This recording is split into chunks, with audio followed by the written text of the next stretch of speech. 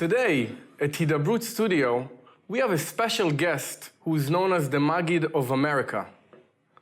In fact, he's the author of the Maggid book series inspired by the stories of the Maggid of Jerusalem, Rabbi Shalom Shvadron, and published by ArtScroll. He's a world-renowned speaker who has been inspiring Jews around the world for over 5 decades with his captivating and motivating lectures. He's also a popular mohel, performing Jewish circumcision ceremonies in the New York, New Jersey, Connecticut, tri-state area, and all over the world. Today, we have a special honor to host Rabbi Paysach Krohn. Thank you for having me. It's an honor to be in the Hidabroot studios here in Petah Tikva. Rabbi, we're so lucky to have you here because I know you have such a busy schedule, and we want to thank you for taking time from your busy schedule and joining us tonight. Well, I'll tell you the truth, it is a very busy schedule, but I know the holy work of Hidabroot, and I wanted to fit it into my schedule because I'd like to be part of this great organization. Rabbi, as I mentioned in the beginning, you are known as the Maggid of America. How did this title begin? Well, I'll tell you the truth, I'm almost embarrassed. I mean, it's a beautiful, beautiful title, and I'm humbled that some people refer to me that way. But really, it started many, many years ago when Rabbi Shalom Shvadron, as you mentioned in the introduction, came to America in 1965. And he stayed in my parents' home for close to 6 months. And that was the first time that I heard a Maggid live. He was known as the Maggid of Jerusalem. He would tell fascinating stories, and people loved him, and they followed him wherever he was. And just like they used to follow the Duvna Maggid in times long ago. And a Maggid was always very popular because he told stories, he could make people laugh, he could make people cry, but more than anything else, he moved them. And Rabbi Shvadron did that when he was in America. And I will never, ever forget, and I don't usually say this in public, but I like you and I like Hidabroot, so I'm going to tell it to you. When I never forget, after he was in America a few months, I said to my father, do you think that there could be such a thing as a Maggid in America? I still remember asking him that. Wow. And my father said to me, in America, you can be anything you want. And, you know, I never imagined that I would have this type of career. At that time, I was 18, 19, whatever, and my father was a moil. I was learning in the yeshiva. Did it ever occur to me that my father would die 2-3 years later, and I would become a moil and support my mother and younger brothers and sisters? And then Rabbi Shvadron came back after my father died, and he was like the grandfather of the family. And as I was telling you, as we drove here, my wife is from Denver, Colorado, which is 2,000 miles away from New York. But Rabbi Shvadron, because he felt so close to us, came from Jerusalem to New York, and he went to Denver to be at my wedding. And I always loved his stories. But, I never thought I would do anything with them. To tell you the truth, I have 2 brothers who knew the stories better than I did. But then many, many years later, once ArtScroll started in 1976, and I wrote a book, Bris Milah, for them, at that time, there was somebody here in Jerusalem, Hanoch Teller, who was a terrific writer, and he wrote a book on stories. Then it occurred to me, hey, wait a second, I got the access to the best one in stories in the world. That's I know right. Rabbi Shvadron. So, and I said to Rabbi Shvadron, you speak Yiddish, you speak Hebrew, but the American boys and girls, they don't speak Hebrew, they don't speak Yiddish. And, wouldn't it be great if we could write a book of your stories? And he said, okay, that would be wonderful. And so he gave me many of his stories. Some were written, some were recorded. And I wrote them down in English, and I had asked ArtScroll if they would be willing to print. And they said, yes, let's see how it comes out. And I had a cousin, Chaim David Ackerman, who translated what I wrote in English to Rabbi Shvadron in Hebrew or in Yiddish. Every single story was from Rabbi Shvadron. And that's why the first book was called The Maggid Speaks. Not me. The Maggid was Rabbi Shvadron. The original Maggid. Right, the original Maggid. And when that book came out, they sold thousands, because that was really the first book of stories that ArtScroll had printed. And I'll never forget, Rabbi Nosson Sherman, he should live and be well, he's a fabulous writer and editor. He called me up one day, he says, I want to tell you, you got to write another book. I said, what do you mean write another book? I took the stories of Rabbi Shvadron. Where am I going to get stories? He said, listen, I just got back from South Africa, and I saw one of the Rebbeim in the classes. He had your book on his desk, and he was teaching from your book the stories. So you've got an achrayus, you got a responsibility to write more. So I went to Rabbi Shvadron, and I got a few more stories, but then by that time, people were calling me to tell the stories in public. And that's really how my speaking career began. And a Maggid means somebody who tells stories publicly. So I'll never forget the first one who called me a Maggid was Rabbi Aaron Brafman. He has a yeshiva together with Rabbi Per in Far Rockaway. It's called Yeshiva Far Rockaway. And when he called me that, as he introduced me, I was so humbled. I said, I can't believe it. I asked my father many years ago when I was a teenager, is there such a thing to be a Maggid? And he's calling me the Maggid? Like, and then the more I wrote and the more people told me stories, I started speaking in South Africa and in Switzerland and in Israel and in Canada. And it just grew. And like I say, I never thought that I would be doing this as often as I'm doing it. And I love every second of it. Before you met the Maggid of Jerusalem, were you always drawn to writing stories? Well, my mother, Allah Shalom, was a great, great writer. And when I was in school, she would help me write my compositions, my essays. Sometimes she even wrote them for me, and I got A's. And that was great. That was very exciting. I would hand in the paper, and the teacher would say, "Hey, you're a good writer," and I knew it was my mother. My mother is a good writer. But then she taught me how to write, and so I always enjoyed writing. And even as a teenager, I had some stories published in Jewish magazines, children's magazines. But whoever thought of this? But then once Art Scroll came out in 1976, and when the Maggid Speaks came out later, 20 years later in 1985, that's when it really took off. And people all over were telling me stories, and that's why I've written 9 Maggid books. Rabbi Krohn, let's go back to your early childhood. You were born in Williamsburg? Well, that's right. I was born in Williamsburg, and at 7 years old, we moved to Queens because my father, Shalom, was a mohel, and there were many, many mohelim in Brooklyn, and not that many in Queens, and that was the parnasa that he had chosen. My grandfather was a mohel as well, but he didn't do it solely for parnasa, but my father did, so he joined certain hospitals in those days, in 1952 and in 50s and 60s. Mothers, when they had a baby, they stayed in the hospital for more than 8 days. So many of the brissim were in the hospital. And if you were a mile on the hospital, you had many britot, or many brissim, really. So that was that's why we moved to Queens. Tell us about Rabbi Krohn as a child. I loved sports. I used to play baseball all the time. Now in America and here in Israel, they don't play baseball. But, I loved sports. And I had some great Rebbeim. There was Rabbi Tumim in the 8th grade. He was a fabulous Rebbe. But I think the Rebbe who really turned me around was Rabbi Label Chait. He was fabulous. And he showed me the beauty of learning. My father hired him as a private tutor. And so I got into learning, when I was a teenager, certainly not in my younger years. I was more interested in, playing baseball, but, and in writing and doing all these things that kids would want to do. But then as I got older, I got more serious about the learning, and, it went on from there. And then eventually, after I got married, I got to know Rabbi Krohn, who's a Gadol Hador, and I've been learning with him for 40 years. Rabbi Krohn, your leadership skills begin when you were still a young child. Did that this is true. Begin like when you were in the Pirchei? That's right. Pirchei is an organization in America with Pirchei Agudas Yisrael.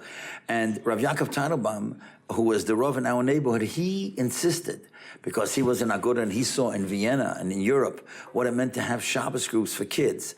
And I would be a leader. First I was, being led by others, but then I was a leader. And then I believe, I'm telling you this, and I'm saying this on public television, I think it's so important for every boy to be a counselor in camp. Now, I know that certain yeshivas, they go till Tisha B'Av, and they go till, and then it doesn't allow the boys to be able to get jobs in camp. But somehow, I feel that when somebody is a counselor in camp, he becomes a better father, he becomes a better husband, and he becomes a better Jew because he feels a responsibility.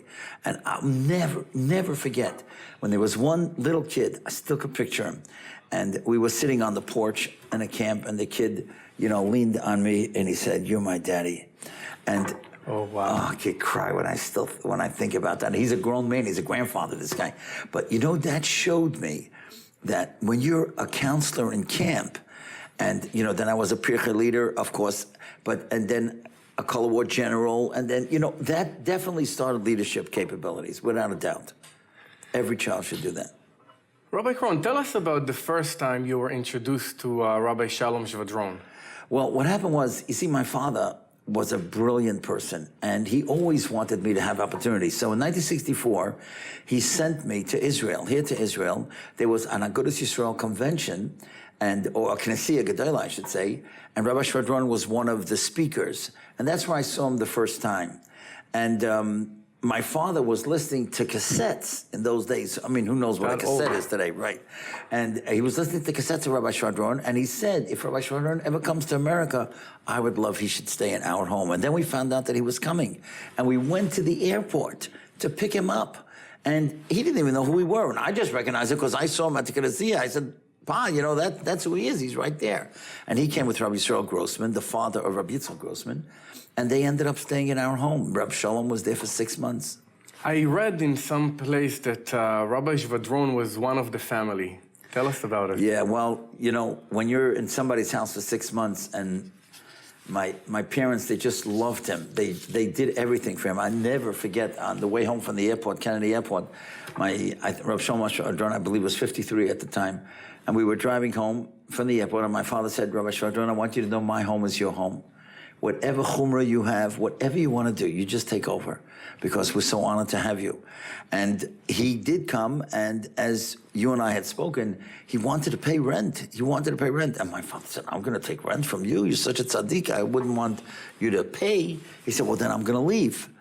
So he said, okay, fine, good. Okay, so you could pay. And now I want to tell you a secret, really. And this, I only found out many, many years later. So Rabbi Shvadron said, okay, I've got to pay. Tell me how much. And my father gave him a price that was very steep. Higher than the rate. Higher than the rate. And Rabbi Shvadron told me many years later, he was shocked. He couldn't believe it. Here, the guy wants me to stay for free, and now he's making me pay like so high. And what happened was, after the 6 months that he was there, and he was going back by boat, my father went with him. We all accompanied him onto the boat. And in the cabin, my father took out all the money that Rabbi Shvadron had given him, and he said, here it is. Wow. I never kept a penny. So Rabbi Shvadron said, what are you talking about? You never kept a penny? He said, no, you think I would take money from you? So he said, and I'm going to start crying. He said to my father, Rabbi Avram, so why'd you give me such a steep price? He said, you know what I thought about you at that time when you said you were going to be, I was going to be for free. And then you gave me such a steep price. And listen to what my father said. My father said, I knew that if I give you a steep price, you'll feel you own this place. You could do whatever you want. Wow. So that's why I gave you the steep price, and you could feel free to eat what you want and come and go because you're paying for it. But I wouldn't take a penny. So clever. So clever. That's Achnas Asarchim in the great way. The olden days. Yes. You can still do it today. Rabbi, tell us about your relationship with Rabbi Shvadron after the passing of your father. So that was really very, very touching. And I think that's the greatest thing that I ever wrote. In the introduction of the Maggid speech, I tell about when Rabbi Shvadron came back after my father passed away. And see, he was a Yasam as a child. He understood the loneliness of an almana, a widow, because his mother was a widow for many, many years. And he came back, and he came back again by boat, and we all went to meet him. And we come to the boat, and we see him in the distance, and he's walking, and me and my brother are walking up to him, and we're waiting for this big greeting. And behind us was my mother. And when he saw my mother, he just sat down, and he started crying. He didn't say anything. He just was crying, and he couldn't talk. And those cries were like a million words, meant everything. It meant he felt the pain, and he came back to be like a grandfather. And he came many, many times. And eventually, once I got married and my brother Kalman got married, so there was a Shiloh of Yichud. He couldn't be in my mother's house anymore, so he would go to my brother Rabbi in Brooklyn. But he remained close until he couldn't come to America anymore. But every time he came to America, he stayed with us. And that's a hefty trip back in the days to take a boat from America. Yeah, but then he started taking a plane. Yeah, he used to say, I asked him, why do you want to take a boat? He says, you think I can make a transition in a couple hours from the Tumah of America to the Kedusha of Eretz Yisrael? I need time to get used to this. Levels. Yeah, levels. Rabbi, how did Rabbi Shvadron influence the writing of your first Maggid book? Well, totally, because it was all his. It was all his stories. And I'll tell you something very interesting that happened, that every story that I write, I always write the lesson about the story. And when my cousin, Chaim David Ackerman, who recently passed away, when he would translate to him, so Rabbi Shadron would write me a letter or send me a tape and say, you know, you translated this story, or you learned a different lesson than I learned. So sometimes he would say, you know, it's very good what you said, and something he said, that's ridiculous. That's not what I meant with the story. So I said, okay, Rabbi Shadron, I'll tell you what. I'm going to write your story in one typeface, and the lesson, I'm going to have ArtScroll printed in a different typeface. So everybody can know this is your story, but this is the lesson that I learned from it. And if they want to learn a different lesson, that's fine. And he agreed to that. And that became the format for all the Maggid books, where their story stands for itself. Now, from the second book, you know, where there's only a third of the stories are his, until Baruch Hashem, now the 9th book of stories, it's always a lesson. The story is in one typeface, and the lesson is in another typeface, because everybody could draw their own lesson. Rabbi Krohn, you are known for the authenticity of your stories. You know, there are so many stories out there with so many versions. I myself heard so many stories from different people with different versions. How can you assure that stories that you write or you hear from people are 100% legitimate? So I'll tell you the truth. I go beyond the call of duty to make calls to anybody who was involved in the story. I remember there was a fellow, Mr. Ruby, who I think passed away already, who was on a Dunera boat going down to Australia. And I called in Australia. I think I spent $35 on that call alone, just to clarify his perspective from the story.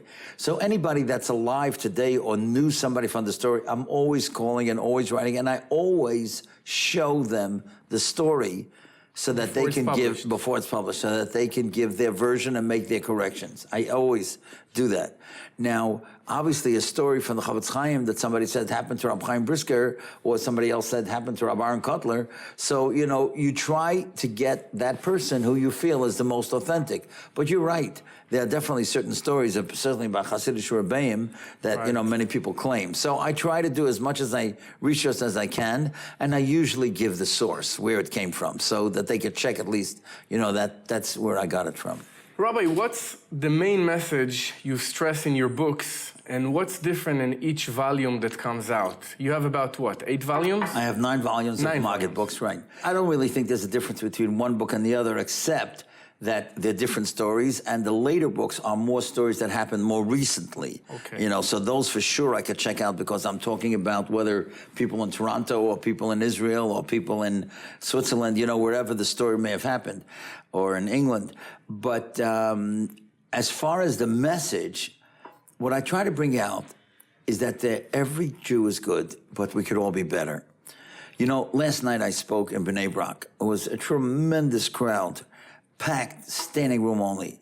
And one lady that I spoke to afterwards, she said, you know, Rabbi Krohn, you know what we appreciate about your speeches? And it was the biggest compliment. And I try to do that in the book. She said, you know, we walk out of your speeches with a quicker step. We feel better about ourselves. We feel we can do more. And that to me is the biggest compliment, because I want to build people. I don't want to break people. You know, people do cry during some of the speeches. There's no question, because there is what to cry about. I'm a very emotional person, and I think that comes across. But I want to show everybody they could be like we just did something about about Tisha B'Av. You could be the Aron, you could be the Lechem Aponim, you could be the Mizbeach. Everybody could be special. And when you make people feel that, you know, that's why they're buying the books. That's why they're listening to the speeches, because everybody wants to grow. But nobody wants to be told that they're a low person and they're going to Gehenna and everything like that. They don't want to hear that, you know? And I think that if you build people and you accentuate the positive, that's basically when you walk out, when you finish a story, you think, wow, I could do that, you know?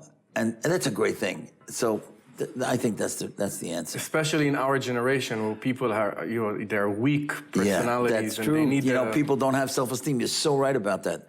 You know, I always tell people, the Rav Tzadok says, there's 3 things you got to believe in. You got to believe in Hashem, you got to believe in Torah, and you got to believe in yourself. And many people don't believe in themselves. And, you know, I was thinking about it, you know, before, Chaim. You know, I met you a few months ago, right? We met, I think, January 1st. I think that was the first time. That's right. And that was in Forest Hills. I can never forget. The whole world is going crazy January 1st, and you and I were doing a shir in Forest Hills. And you had such a confidence about Hidabroot. I thought for sure you were at the organization 20 years. Then I find out you just got the job, like last year. And I'm thinking, this guy's amazing. Like, he's so into it. And that's what I think, because you have that confidence that you're part of this organization and you represent it. And that's how people have to feel about themselves. That's how people have to feel about themselves. About themselves, right. They have to feel good about themselves and that they could accomplish more. Rabbi, aside from writing and traveling around the world and delivering speeches, you're also the youngest mohel to ever be certified by the New York Bris Milah Board. Right. So what happened at the age of 21? That's right. So what happened? Boy, whoever did this research is amazing. But what happened was that when I was 21 and my father passed away, in those days, which was 1966, in those days, many mothers stayed more than 8 days in the hospital. Right. So every hospital, every chashuva hospital, every prominent hospital in New York had a bris room where a mother, the baby would be taken from upstairs, from the nursery, and be brought to the bris room, and there was a room where the family and guests would gather, and then there was a separate place where they could watch the bris. There was like a glass partition. So if you belonged to a hospital, then you had a lot of brisin. So you had to be certified. How does the hospital know who you are? Right. So there was a bris milah board that would give you a test, and they would have other older moelim watching you. And if they certified you, then the hospital could take you on the staff. You had to make an impression on the hospital doctors, that's for sure. But they wouldn't even look at you unless you had the certification. So now here, I was a kid. I was 21. Where am I going to get a certification? Most of these people were older than me, much older than me. And, it's not easy to talk about, but a lot of them didn't want me to have the certificate. That's the truth. What's the reason? I'll tell you, it was terrible because my father was a very busy mohel. And some of them felt if they could get rid of this kid, so that look at all those brisin in the hospitals, it'll be for them, not for me. Oh, wow. That was terrible. That was from one of the worst periods of my life. And there were many, many people. Mr. Chaim Israel, Alav Shalom, he took me to Rabbi Jacobowitz and to Rabbi Moshe Feinstein and to Rabbi Dr. Young, and they wrote letters on my behalf. And then the Bris Milah Board kind of overruled these people who came up with the idea that Rabbi Yankov Emden said you got to be 25 to be a mohel. And Rabbi Moshe, and I have the letter, said, that's not for our times. This guy, he's the son of a very prominent mohel, and he has experience, and you have to give him the certificate. So only your father was a mohel, or? My father was a mohel, my grandfather was a mohel, and so I'm a fifth-generation mohel. I have a son, Eliezer Krohn of Paysach, who's a mohel, and a son-in-law, Ephraim Pearlstein, who's from Far Rockaway, who's a mohel. Sixth generation of mohalim. Yeah, Baruch Hashem. Rabbi Krohn, what's the most memorable experience or the most touching experience you've had at a Bris Milah circumcision ceremony? That's a very good question. I remember one time I had to walk to a Shabbos bris. It's many, many years ago. It was during the Vietnam War. And the father was a soldier in Vietnam. There's not too many Jewish soldiers in Vietnam. And, it was very fun. Normally, I would never walk that far on a Shabbos. But the mother was so terrified because her husband was a soldier overseas. And so, she wanted the bris on the 8th day. So I went out of my way, to do that bris. That was very, very moving. I've had Nebuch where mother died in childbirth and the family had to have a bris. Oh my gosh, that's awful. The grandparents are there and they're crying. This is a new grandson coming in and the mother died in childbirth. It's heartbreaking. But on the other hand, I've had brisin in West Point, which is the Army Academy. And Upstate New York, yeah. And that was fabulous. Rabbi Moshe Tendler was there. He gave an electrifying speech about what it means to be in the army of Hashem. It was beautiful, Kiddush Hashem. And then to do brisin on your own son. And I don't know how old you think I am, but it's hard to believe. Even I, as I'm telling you this, I still can't believe it, that I'm a great-grandfather. And when I did my great-grandson, I mean, when I was growing up, Avram Avinu was a great-grandfather. Who ever heard of great-grandparents? And here I'm doing a bris on my great-grandson. So, that was very special. I once had a bris with Rabbi Yashiv, was the Sandik here in Yerushalayim, and Rav Nosson Tzvi Finkel also. So Rav Moshe Feinstein I've had as a Sandik. So those are very moving experiences. But I'm sure that every mohel has these kind of things. I don't think I'm unique in that way. Were you ever a mohel and a sandak at the same time? No, I don't think I would try that. Yeah, Yosef right. Atzadik? Yeah, no, I don't. I feared the skirt ever used to do that. Boy, you got to be pretty dexterous for that. I don't think I would take a chance. It would be too terrifying. Well, yeah, you know, you're trying How do you hold them? How do you? Yeah, I don't know. Unless I could tie up the baby's legs, which I wouldn't do. Rabbi, how do you communicate spiritual messages through a Brit Milah ceremony to the audience that's there? I am so happy you asked that question. Now, I've been interviewed many times. Very few people ever ask that question, but I'm happy that you asked it, and I appreciate it, Chaim. What I try to do, especially by brising of people that are not religious, is I try to make it so meaningful. Now, there's a magazine, a very secular magazine in the States. It's called New York. That's the name of the magazine. And they once wanted to do an article on Bris Milah, and they wanted to interview me. And I told them, only on one condition, that I see what you write before you print it, and they would not agree. Many secular magazines do not agree to that. Now, of course, when I print a story, as I told you before, I let the person see it. And I said, then I'm not going to be interviewed because, you know, you never know a secular magazine, what angle they're going to take. They can make up their stuff. Oh, of course. And there could be something off color. I didn't want to take a chance. But what they did do is that they did research on all the miles in New York. So they interviewed somebody else, but then they wrote on the side, in the sidebar, you could see it, the one who makes the most meaningful ceremony at a bris is Rabbi Paysach Krohn. So even though that they didn't interview me, they obviously got that information. Now, what I do is that I have the father or the mother speak about the baby's name. And before the bris, and I'll tell you why. The Rebbe Elimelech says that when you name a child after someone, the neshama of the child and the neshama of that person is connected forever. Now, when I was writing this in the Bris Milah book, which is the first book that I wrote for Art Scroll, I didn't have a computer in those days, so I had a typewriter. And I wanted to write the word neshama. Now, you're going to faint when I tell you this. So I took out the piece of paper from the typewriter, and I wrote the word neshama in Hebrew. What are the two middle letters of the word neshama? Right? Shin Mem, Shem. Isn't that incredible? I couldn't believe it. I couldn't believe it. The Rebbe Melech is saying that the child is connected, the neshama, through the name, and it's in the word neshama. I could not believe it. I get the chills even now that I tell it to you. I could not believe it. So then I was thinking, what's the Nun and the Hey? That's the Ner Hashem. That's the Ner Hashem Nishmas Adam. Exactly. So what an unbelievable word that is neshama. And I tell that to the people. Now, I tell the father and the mother, I want you to write out, when they call me, write out, because you'll never be able to do it, because you're going to start crying. Being nervous. No, it's not only nervous, because you get so emotional when you talk about who you're naming your child after. Right.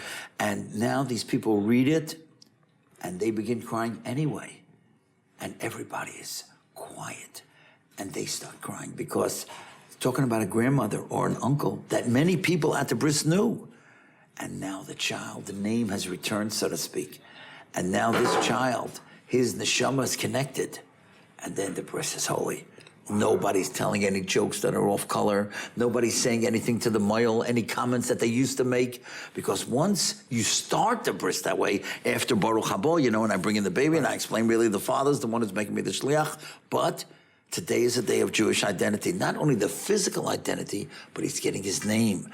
And I asked the father or the mother to read it, and that makes a tremendous difference. Rabbi Krohn, despite your busy schedule doing so many things, you seem to find time to organize and guide historical Jewish trips to Europe. Yeah. What brought this about? So I have a dear friend, his name is Eli Slamwitz, and as a young man, single boy, he went to Russia to do kiruv, and then he started organizing trips to these kind of places where Judaism flourished, in Poland, Lithuania. And one year he asked me to do the trip. I was in the middle of a Maggid book, writing a book. I said, I need a year to do the research. And so he got somebody else, but then once we started in 2003, it was so fascinating for me because I never in my life dreamed I would walk the streets that the Vilna Gaon walked, or I would walk in the street where Rabbi Chana Wasserman or Rabbi Chaim Ozer lived. And I love doing the research now. In a few weeks, I'm going to the Ukraine. I've never been there. So I'm learning about Rabbi Levi Yitzchak Berditchev and the Baal Shem Tov and Rabbi Doiv Ber, the Mezritcher Maggid, and all these wonderful tzaddikim. And so I love doing the research and then giving it over to all the people. So we've gone to Italy and to Morocco and to Frankfurt and to Spain and to all these places. And it's fabulous. It's so grueling to do the research, but it's so worth it because you bring the place alive. Usually when you come back from Europe, you get inspired and you come back with a lot of appreciation to where we come from. Oh, my goodness, of course. Yeah, America's a great country, and Canada and England, all these places. So, of course, that's Yisrael. But, of course, that's the holiest. Okay, I'm waiting. Now you're going to ask me if Eretz Yisrael is the holiest, right? Go ahead. Okay. We spoke about this in the way. I was going to insert this question even though we didn't discuss it. Okay, go ahead. I wanted to ask you, Be'emet, a question that's bothering me. How come rabbis of communities and rabbis in general in the States and all over the world, why don't they make a lot of noise to the Jewish community in the world to tell them to come? We have a country here. It's ours. The Torah says Hashem chose the Jewish nation, and it chose Eretz Israel. So how come Jewish people don't make it their business to come here? Okay, I'll tell you an answer, but of course it's not a good answer because there is no good answer to that question because everybody does belong here. You know, we're davening, Yerushalayim Mircha Barachim Toshuv, right? And you know, that's part of our Shmoneh Esrei, B'nai Yerushalayim. So don't you want to be here to see it? So there's no question that we all belong here. But there's no question also that over the years where people feel that they made Parnasa and where other family members live, so they look aside at the Kedusha of Eretz Yisrael, and really everybody should be here, there's no question. But, you know, Parnasa is a very, very important part of a family life. You want to be able to support your family, and many people feel that they can do that better, whether it's America or Canada or England or wherever they're living. And it's a secondary excuse, but that is the excuse, I believe. That's the main excuse. Yeah, I think so. Rabbi Krohn, let's go back a little bit to Rabbi Shvadron. Mm-hmm. What, in your mind, what's his most noticeable personality trait?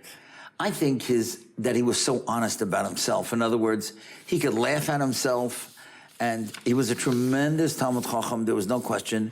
And I think it's something that I try to do myself. Never ask anybody to do anything that you're not doing. Now, if he would ask somebody to, you know, be mispalel, to daven with kavanah, so, you know, that's what he did. If he'd asked somebody to learn that, that's what he was doing. Like it says in Pirkei Avot, Hu haya omer. That's right, very good, exactly. I can't believe you said that, because that's really how I start all the trips in Europe. I said, Hu haya omer, right? Hu haya oseh. And that's what I would try to say. He used to say what he used to do. That's right, exactly. That gave it more influence. What he did. Exactly. Rabbi, which famous quote or idea of Rabbi Shvadron do you feel is important to perpetuate to future generations? You know, there was a story that he told. He told a story about Rabbi Aaron Karlina, who was once at a tish, a Hasidic Rebbe, and it was Saturday night. Everybody was sitting around, and he ate an apple. Somebody gave him an apple, and he made a bracha, he cut the apple, and he ate the apple. And everybody was saying, wow, look, so very nice bracha that the rabbi made. You know, he ate the apple, and he gave a piece to everybody. So there was one little boy in the back who was thinking, like, come on, what's the big deal? And the rabbi noticed that this little boy wasn't so impressed. So he called over the little boy. He said, I'd like to ask you something. What's the difference between me and you? I eat apples and make a bracha. You eat apples and make a bracha. And the little boy said, Rabbi, I'll tell you the truth. I wasn't going to say anything, but I was thinking the same thing. Like, what's the difference? So the rabbi gave him an answer. Now, Rabbi Shvadron, this was his classic story. And this is what I believe that he believed in life, almost more than anything else. And he said like this. The Rabbi Aaron Kalina, said to the little boy, when I get up in the morning and I see the beautiful world that Hashem made, I want to make a bracha, but I can't make a bracha for no reason. So I wash negavasa, I pray, I daven, and then I take an apple, I make a bracha, and I eat the apple. When you wake up in the morning, you're hungry, you want to eat an apple, but you know your mother knocked your teeth out if you didn't wash negavasa, you didn't daven. So you also wash negavasa, and you also daven, you also take an apple, make a bracha. He said the difference is like this. I eat the apple, so I should be able to make the bracha. You make the bracha, so you should be able to eat the apple. And that's a fabulous lesson, because why do we make money? Why do we have houses? Why do we have cars? So that we should enjoy the house, enjoy the car, enjoy all the material goods. It's a means to an end, so that you could help other people, so that you could invite other people, so you could raise a family, and that you could learn Torah with your kids, you know, at ease. So you're taking the apple, so you should be able to make the bracha. And that's really what is the ends and what are the means. That's what he would bring out many times. Rabbi, before we end, is there any upcoming Maggid books? So I'll tell you something that I'm so involved with that I'm very proud of. 3 times a week, and all your listeners, anyone can just write to me, krohnmail@brisquest.com, and they will get 3 times a week, a recording about the importance of doing a chesed a day, doing a chesed every single day. And I have researched so many different people who do different types of chasadim, wonderful organizations, and I write down what I say, and there's somebody who transcribes it. And there's a wonderful book that Rabbi Yashir wrote, Living Emunah, and it sold thousands of copies. And what I want to do is write a book, something like this, called Loving Chesed. And once I have 250 different ideas, and I'm up to 140 now, so I would love to do a book like that, just to show people how they can do chesed and just become better people. That's beautiful. I hope it works. Rabbi Krohn, where can we listen to your lectures?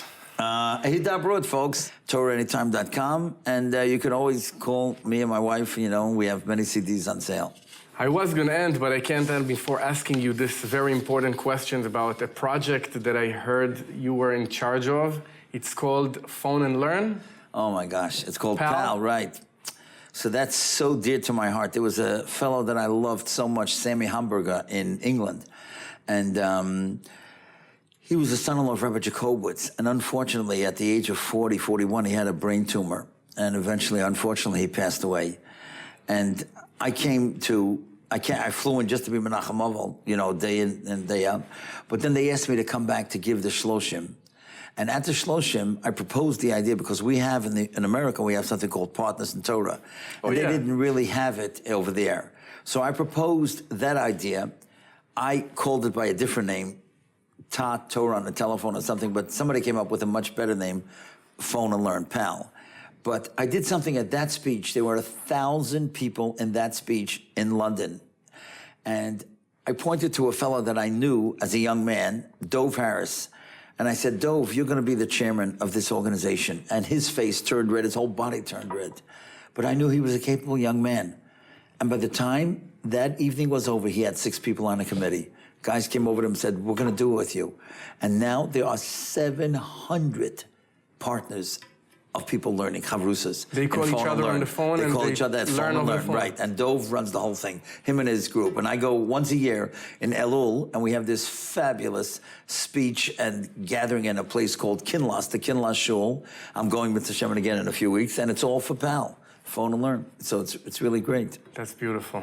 Rabbi, in conclusion, I want to ask you, what's your favorite story from all these fabulous stories that you have? The treasure of stories that you have. I'll tell you the truth, it's hard to pick out a favorite story. There are many, many that are so touching. And Hidabroot actually did one of them. We had the chus to meet the fellow who did the one of packing the parachutes, which is a great story. And Hidabroot presented it in a way which was out of this world. But there is another story that was very sad and very moving. And I've seen grown people cry from this story. And basically what it was is that there was this fellow who had a decent marriage with his wife, but she was less neat than he was. And, many times she wasn't ready on time, and he would argue with her. And she would say, Zelo Chashuv, it's not that important, like don't make such a big deal about it. She'll be ready. Or if she didn't clean up the dishes right away, on the important things they got together and they were fine. But, on small things, he was more exact than she was. And she would always have this expression, Zelo Chashuv. And it happened one time that she was up in the mountains, in the summer mountains in the Monticello, Ferndale area. And she asked him to bring up the checkbook because she had a lot of checks, a lot of bills to pay. And he was going to come up Thursday night. And he came up and he put the checkbook, he had it in a brown bag, or a Glockmart bag, is a famous store in Brooklyn. And he noticed on Shabbos she didn't even take it out, and he was so angry. She made such a big deal that he should bring it up, and she reminded him 5 times, and then she didn't even use it. And then what happened was that he came up the next week, and it was still in the bag. She still hadn't used it. And then he didn't say anything a whole Shabbat because he knew he would get into an argument with her, and probably she would say, Zelo Chashuv, don't worry, I'll get to it. And then on that next week, on a Monday, she was rushed to the hospital.